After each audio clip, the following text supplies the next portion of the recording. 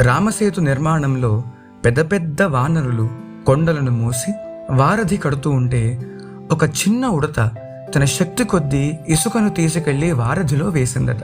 అక్కడ ఉన్నవారందరూ హనుమంతునితో సహా దాన్ని చూసి నవ్వారు.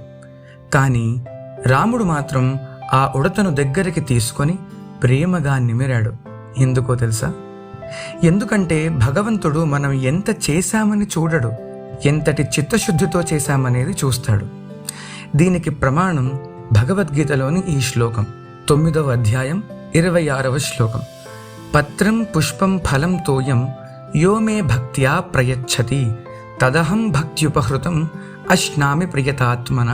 అంటే ఎవరైనా సరే నాకు భక్తితో ఒక ఆకును గాని, పువ్వును గాని, పండును గాని, లేదా చివరకు కొంచెం నీటినైనా గాని పవిత్రమైన మనస్సుతో భక్తిపూర్వకంగా సమర్పిస్తే ఆ వస్తువును నేను ప్రీతితో స్వీకరిస్తాను అని శ్రీకృష్ణ పరమాత్మ ఈ శ్లోకం ద్వారా మనకు తెలియజేశారు.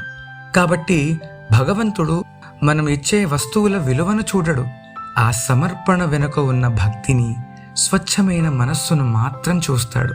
కాబట్టి సహాయం చిన్నదా పెద్దదా, చెయ్యగలమా చెయ్యలేమా ఇవేవి ఆలోచించకుండా మన వంతు సహాయాన్ని 100% అందిస్తే ఆ శ్రీరాముని ప్రేమ వాత్సల్యం ఉడతకు అందినట్టే ఆ పరమాత్మని అనుగ్రహం మనకు తప్పక కలుగుతుంది.